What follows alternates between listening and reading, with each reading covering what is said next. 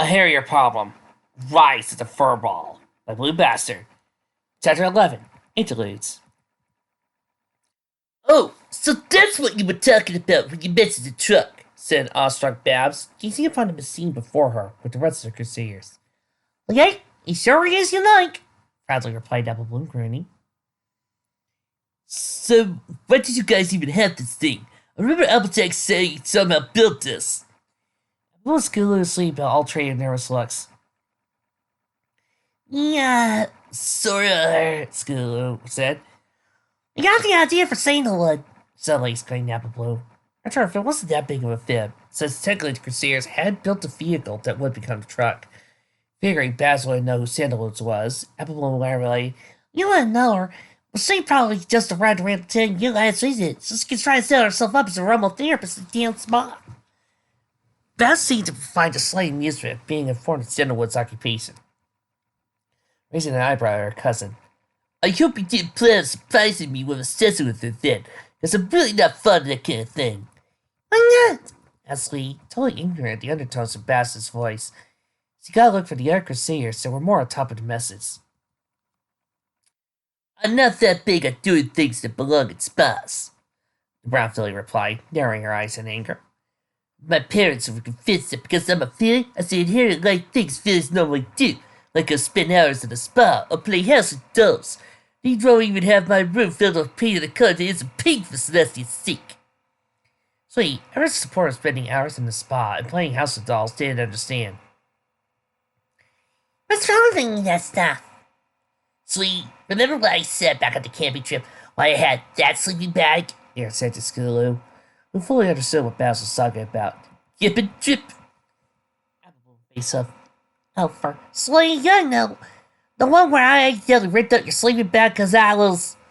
She quite luckily caught herself before revealing the thing Babs didn't need to know about. Oh, you know. Sweet still didn't understand. But you ripped my sleeping bag because of...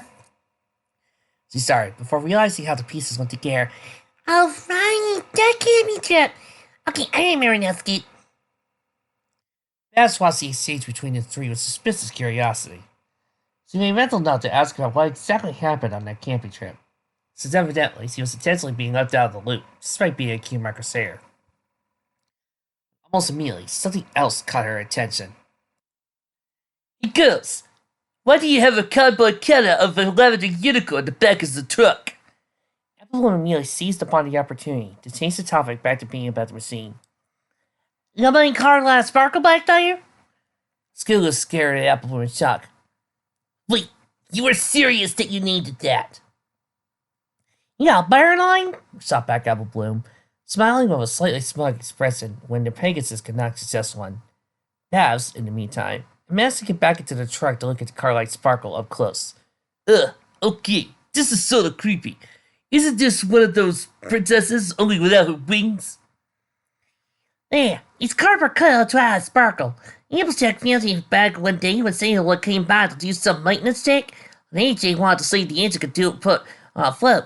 We don't know where it came from, but it doesn't seem to be doing any harm, so we just left it there. What would your sister want to remove the engine for a stupid float? Asked Babs, leaping back down to the ground. Wouldn't it make more sense just to decorate this thing as a float instead? Applebloom shrugged. That's what I said to her, but she doesn't want us driving it because we got crazy and the lady seriously inconvenienced her, and she herself doesn't like driving it. So she just wanted to take the engine out. Don't matter anyway. The engine's pretty snugly secure in that thing, so removing it's impossible. But you built it. That's why doesn't mean you just can simply unbuild it to get the engine out? But easier just to buy a new engine at that point. Not like the truck is a unique engine anyway. That's the same one for that golden apple float we booby trapped. You salvaged that thing? Could totally hit the river. Nah, the engine was totally fine. Not to say it has given us any sorts of trouble since, though. Babs could only wonder what Apple Bloom's seemingly whimsical implications could mean. Not giving it a chance at somebody from the house said, "Dinner time!" Finally! Happily escaped Skulu, doing a little jump and hovering in joy. Let's get this thing locked up. I'm hungry. Apple Bloom just rolled her eyes. Yeah, Scoot. Gotta keep your stomach full to explain why you can't fly. Hey! As the sun's last vestiges of light faded over the horizon, with night taking over the sky, the streets of the Crystal Empire saw the last stragglers of the day workers return to their dwellings. As shining armor looked over to the domain his wife ruled over, he mused the signs of modern disease were already taking hold. In front of the lofty balcony pierced near the upper middle of the Crystal Castle, he could already see the bright lights coming on at a recently opened nightclub. A growing line of ponies standing outside, even though he was a good mile away from the action. Just then, one of the maids came from the door. Dinner is ready, your highnesses. Prince Alma, where are the princesses? Shining returned his way to face his servant. Katie is busy at the moment. Don't worry, I'll go fetch her. Just have the table ready for us in a few minutes. Quite away, your highness. The maid curtsied and laughed. When the door shut behind her, Shining dropped his smile and sighed before teleporting himself to his beloved's location. In a flash of magenta, he went from the red room, right outside the last remaining trace of King Sombra.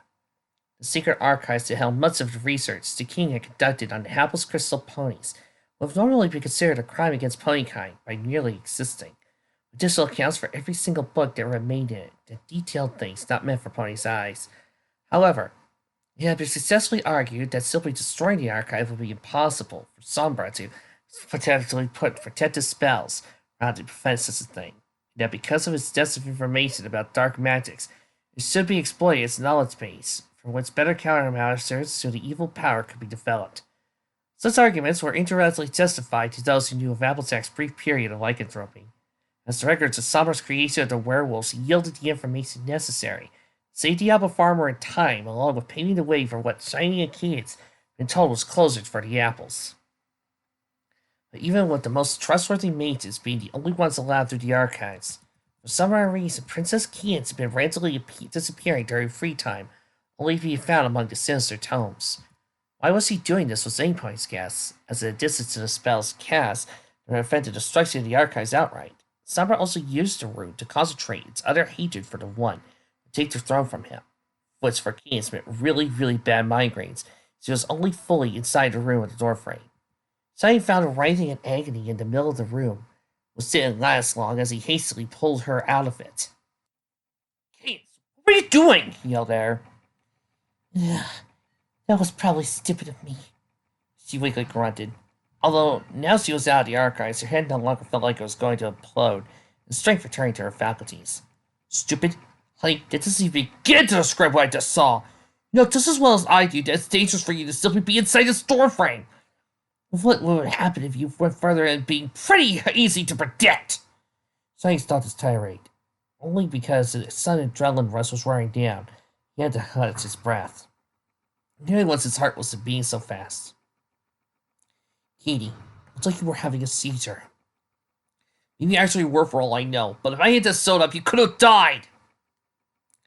I've already had breakfast with death at least twice, dear. I was left to starve in the caverns while Chrysalis almost married you in my place. Then I almost burnt myself out trying to save the safe for Sombra. It'd take much more than a migraine to take out an Alcor like me. Not that much more, Cadence. You still haven't fully recovered from the strangers you did to yourself in defense of the city when Sombra cut off my magic. The fact you were trying to overstrain yourself worries me. Whatever the reason. You didn't sound like that this white healing. I nearly lost you twice, Katie. The fact that you nearly made that count go to 3 repeatedly going into that room makes me worried to no end that you honestly don't have any concept of self-preservation. You at least promise you'll stop going in there? I'm sorry, Shiny. Cadence apologized.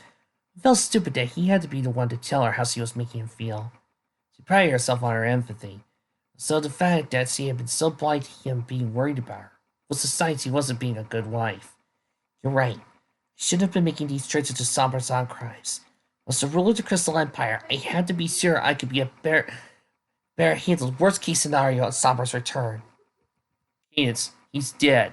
You blew him up. You blew him up, but he's back. Shiny broke the embrace and looked incredulously at his wife. Dear, you can't be serious. Cadence, however, had a grim expression as he looked her husband dead in the eye. No, I can still sense his magic out there. Hun, you just spent... Yes, I know. I was in a room full of dark magic. I was only in there to try and build up my endurance to it. Without your magic, I couldn't keep out the barrier for 2 days under his assault. And that was only when he was at his weakest. It's been months since then, and if he has come back, he'll certainly almost be stronger and attack without warning. I know there's a point out there using dark magic similar to his. There's no point ever had that kind of powerful darkness at his command. Just see how I can beat him. Then let's contact Celestia and Luna. Have them send down more guards and mazes, set up stronger defenses. No! shouted Cadence, her face absolutely livid. So he took a step back out of pure fear. Last time he saw his wife that angry was back when he appeared just in time to prevent him from marrying Chrysalis. Cadence, realizing her accident, immediately backed down. Sorry, Shiny, but I can't allow that. For the sake of the Crystal Ponies, even though I'm proven the rightful heir to the Crystal Throne with how my cutie mark reacts in the presence of the Crystal Heart, even if they think for a moment Summer's coming back, they're going to lose the confidence in me as their leader, and everything is going to spiral out of control. Building up a guard presence is exactly the way to do that. Shiny just nodded, but glad his wife wasn't angry at him. Do the air princesses know? I already sent off letters to Celestia and Luna. I said anything to Twilight, only because Spike would get it first. All self-esteem issues he's been having due to the lifestyle Twilight has as a princess. And we find out that he didn't pave the way for the defeat of Sombra, only gonna make it worse. Good point, but Twilight needs to know somehow. And if Caroline hasn't told her yet, then we're going to need to. Right now, I'm starving. I'm not letting you keep me from right there. Oh, please, like you need there. Just as you could probably lose a few pounds that somehow appeared now that you're out of the guard. You're saying it's not as strong as I back in when I threw you at Sombra. He didn't even give his wife a chance to respond. As in one swift motion, he darted under her, stood up like she was riding his back, and was riding off with her to the dining hall, both of them laughing all the way. It was well past 10 in the evening when Raspberry Bear and Hairier bid farewell to the princess and went back to their room at the hotel. They seem like a good pair. Don't you think so, Spike? Asked Twilight as she closed the door behind her. Yeah, well, you're not trying to scare her to death, that is. The dragon was clinging onto plateware, left from the snark back. Oh, come now, Spike. You know that was just a big misunderstanding. Although now I think about it, Raspberry might be a great research subject. A unicorn whose magic powers weakened from childhood trauma since it's something new. There's been very little exploration of the full effects such a thing would have on him. So, I think you're forgetting she's supporting just as much as you, not a test subject. Twilight was silent for a moment as Spike's words sunk in, before letting out a nervous chuckle. Yeah, you're right, Spike. Shouldn't be thinking like that. I guess ever since becoming a princess, I haven't had much time to enjoy researching things, making new discoveries like I used to. Everybody, all together now. You can make it up for yourself! Not to mention the idea of having weak magic power seems so alien to me as I've been around great magic users all my life. Having deposited distance, Spike walked from the kitchen counter over to Twilight so he wouldn't have to yell. But what's the whole point of you inviting Raspberry over so you could take notes on her Phoenix? On being reminded of Heliodor, Twilight unconsciously lost herself in the air, flaring about, happy as a lark. Yes! Such a fascinating creature. Took so many notes. As it turned out, Darren consisted Twilight by asking Raspberry more questions about Heliodor. It's like to have a phoenix as a pet. Contrary to the reserved nature of Czar, Heliodor seemed to be the complete opposite, as he basked in the adoration being given to him by a princess. Still, pages upon pages of notes had been generated by the time Twilight had actually remembered it was dinner time, and had finally taken a bite. Yeah, sort of interesting how he's a bird who associates with fire, sitting around pulling you has trouble controlling your magic. Commenting Spike, now putting away the books Raspberry had left lying around. Twilight raised an eyebrow to Dragon's words. That's seeing your point, Spike. The dragon held his last book, then turned to his sister. Think about it, Twilight. Beryl isn't the first unicorn we've run across with magic like hers. It's not dark magic, Spike. That's not what I'm saying. Of course she isn't Sombra reincarnated. That would be stupid. But you have to see the similarities between her and Sunset Zimmer. You mean how her magic aura looked? I did think it looked similar to what Sunset's magic was when she was wearing the element of magic. But that's what's getting into advanced magical theories, and the conditions are completely different. Sunset was basically an evil version of me, and she went power crazy in thinking an army of young adult non-ponies could conquer Equestria, while also using excessive amount of magic in a form not meant to use magic. Raspberry's horn was permanently damaged during its developmental phase. She has trouble lifting a book via telekinesis. Completely different. But That's assuming her magic follows conventional magic principles. What if it isn't regular unicorn magic?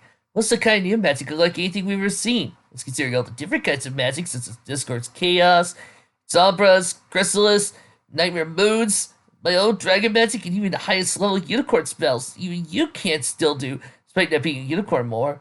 I think we need to watch her closely, Twilight. Something doesn't seem right about her. Utter silence ruled the palm floor Golden Oaks for what seemed like hours, where Twilight finally recovered from being struck speechless.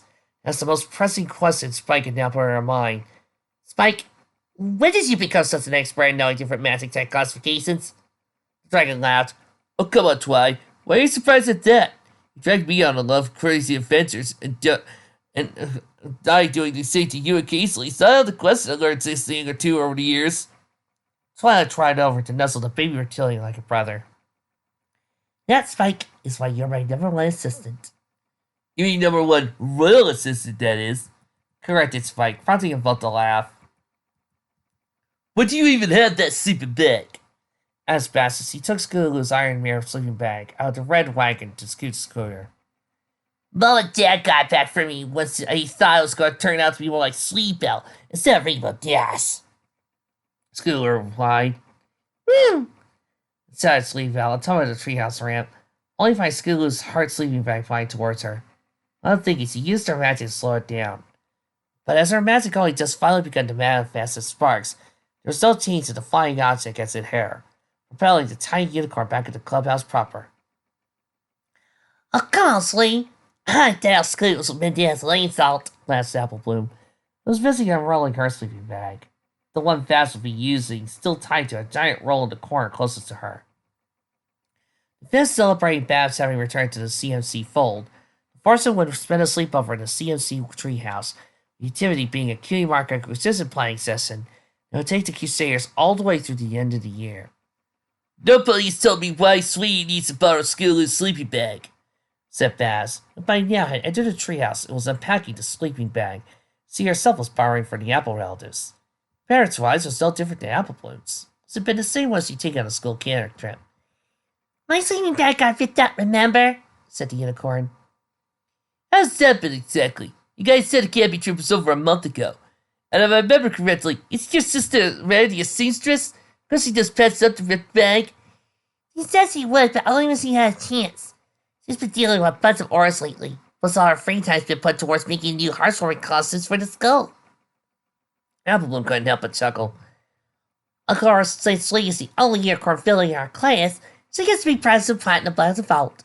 Rarity's just obsessed with making the costume perfect for her. You'll get my humor connecting. After all, making costumes for the class plate was how Rarity got hers. But, hold on, girls, interrupted Scootaloo. You aren't ready to start playing how to get our cutie marks yet. This isn't a real sleepover yet. It isn't? Inquired Bass, before suddenly receiving a silent, heart-safe pillow to the face. Not until we have it all out pillow fight! All symbols of organization fell to the wayside as the four fillies quickly started darting all over the room. Pillows and feathers, not only them orange, flying all over the place. Discord didn't have much time. It was already in enough trouble with Celestia, as he had to figure out he'd been Councilor Caroline all day by now. Earlier in the week, he had opted far out of his normal habit of tilting every single painting passed by exactly 3.14 degrees clockwise, among other pranks. Instead, he actually been spending a lot of time in the library, looking at Phoenix migration patterns from a few years ago. He didn't have an exact location dialed down, nor he was anywhere as smart as with academics as Twilight, though he certainly returned his back to Stone to tell her. But if the front general direction he'd come up with was right, what he's looking for should be close. Twilight had no idea, but Discord had never placed more importance on anything in his entire life than finding an answer to whether or not the Green Phoenix that currently lived in Ponyville was in fact a legitimate Green Phoenix. He spent the entire day traveling from town to town in a plethora of disguises, doing his best not to arouse suspicion, as tracking where the Green Phoenix had proved a little too easy. The offenses of Heliodor, as he learned the Phoenix's name, as well as the pony counterpart Raspberry Barrel, all seemed deservedly consistent with what happened around the time he left for another settlement. Of course, he had expected to be told such things even at the beginning of his quest for answers. In fact, since he knew Raspberry Barrel and Heliodor to be in Ponyville, he vastly preferred just to go and talk to them himself. But being an infamous chaos spirit who had pissed off every single living thing on the planet during his brief victory over the elements of harmony, he knew that wasn't going to happen. But maybe if he... Discord! Sun flash of light revealed a very irate sun princess, said Discord crashing, showering him into a bunch of separated parts, as he had been a child's play toy based on an anthropomorphic potato. Ah, Celestia! He calmly replied back. On his real legs, his themselves closer to his lower torso.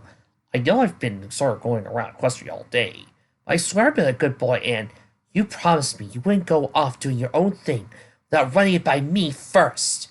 In fact, some part of Equestria is defying the laws of physics right now. It's the only thing keeping me from tightening the metaphorical collar around your neck. As I pledged to you, I was reformed. I have no intention to break that promise. However, my current business is of a different matter, of significantly more importance, to some point even above your station, princess.